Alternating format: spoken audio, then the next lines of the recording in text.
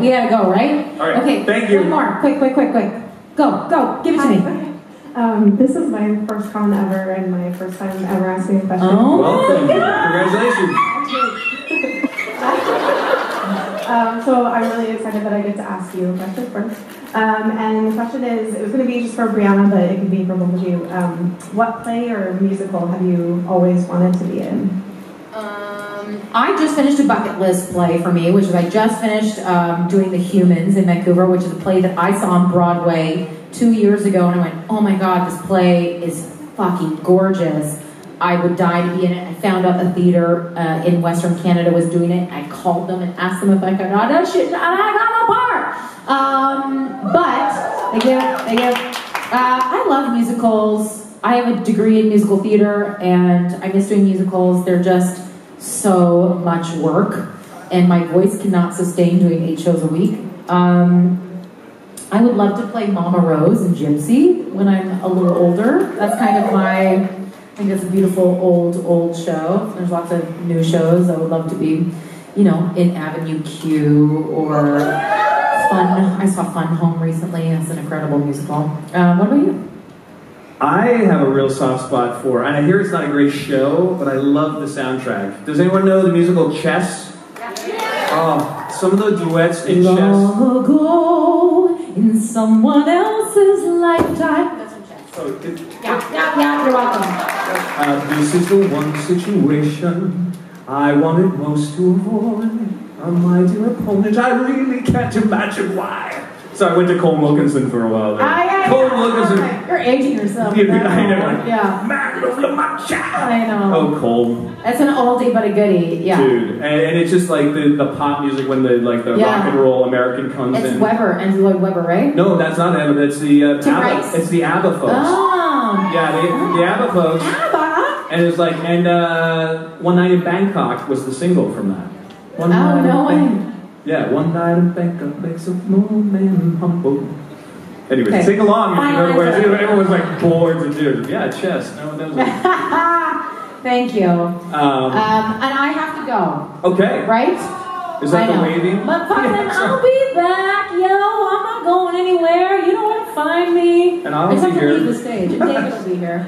It's boring. You just hear some poor Chess. Yeah, talk more about Chess, David. You're really winning the moment. You're like, oh, fantastic. Okay, on that note, I'm out. Hey. Okay, I love you guys. See you around.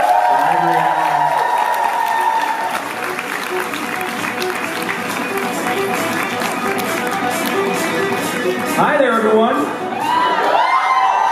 My name is David Aiden Jones, and I play Arthur Ketch on a show called Supernatural.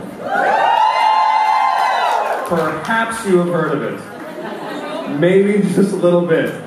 How you doing? There's lots of people leaving. Goodbye. I appreciate you. I'm sure there's important photo ops and autographs. Ketch has not made his full redemptive arc yet, so that people care. I do have to say this before we start taking questions. I am so honored to be back here this year, and I was a last-minute replacement last year, and from what I heard from Daniela when she did the poll and stuff, we had so much fun last year that you were kind enough to give your support to me and have me back. So I want to thank you personally from my heart for having me back. I really do appreciate it. And I have to tell you that out of my appreciation, some of you may have been here last year. Who was here at my panels last year? Like how many people? Okay. So like that's a solid 40%. Now you may remember a little... That was my question. So what's your question? My question was, can you make a 2018 version of Making Famous? A what version? A full 2018. Yeah, 2018 version. Well, funny you should ask that question. Thank you, Shill, in the audience. I will pay you later, sir. So I did this kind of insane thing, thanks to you folks. I've been doing a lot of insane things in the last year. thanks to you folks. Yeah. I gotta tell you, this supernatural family has pushed me beyond my limits in the best ways possible. I have started a charity campaign, which a lot of you I've seen wearing this shirt. And we're going to do a version 2.0, and it goes to the Alzheimer's Foundation. And you got me to write fan fiction of a mythical character and make some fine art, which became finer art with a collaboration. I got to draw again, and I created this hybrid character called the Ketchacabra. You might have heard of it. You should go to my social media or AO3 if you dare. It's very saucy. But again, you folks are not making me do this, you're inspiring me to do this because I love this community so much, and I'm such a goofy, dorky little nerd boy who wants to play in the sandbox and just do silly, fun things. So to answer your question, good sir, people for months, days, half a year after my last panel here at JIB, were just, and even like that whole weekend was like, making bacon, making bacon, making bacon, making bacon, yeah. So guess what I did? Some of you may already know. For those who don't know, I went way overboard. I went way too far. I went crazy, cray-cray. What's crazy in Italian? Pazzo is that? Pazzo.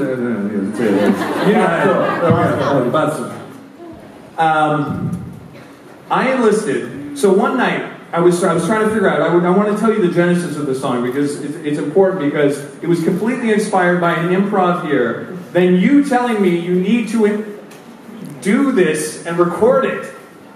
I was like, how do I record it? What are you doing? I'm just going to sing a little jingle? And then, I was like, wait a second. There's 3 meanings of making bacon. There's the literal version of cooking up a delicious breakfast. There's the second version, which is making money. And then, I don't know for the rest of you if it's lost in translation, and there's making bacon. Oh, there's making bacon. So I was like, hey, that's a 1, 2, 3. That's a story right there. What if it starts with the literal version, the second metaphoric version, and then the third metaphoric version? I was like, that sounds like a country song to me.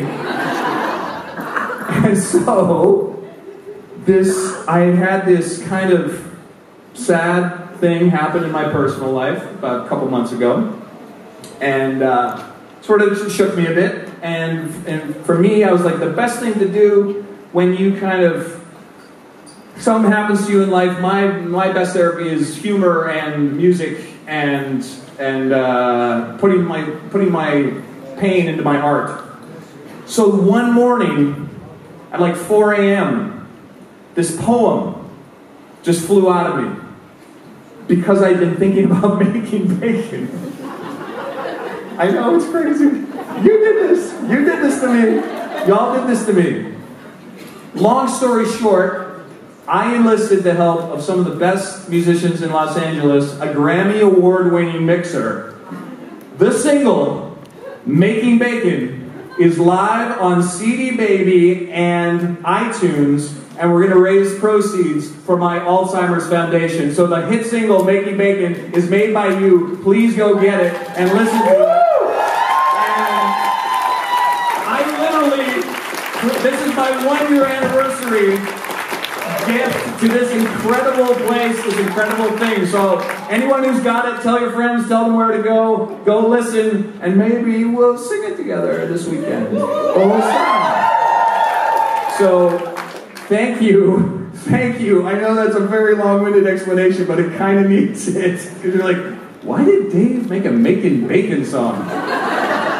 Right here, almost exactly to the day that happened. So thank you very much. And thank you for like forcing me and helping me and making me a better artist and just having so much fun creating. It's my absolute favorite thing about this audience, not just the loyalty to the show, but how much you all create and inspire me to create. I mean, the artistry, like just people, the writers, the fine artists, the painters, the drawing. Like, I would have never imagined this amount of creativity in an audience, and I'm daily inspired by all of you. So I just keep trying to, tennis it back and play and collaborate and do all sorts of goofy, fun things. So thank you. Making bacon digitally everywhere now. Let's raise some money for charity.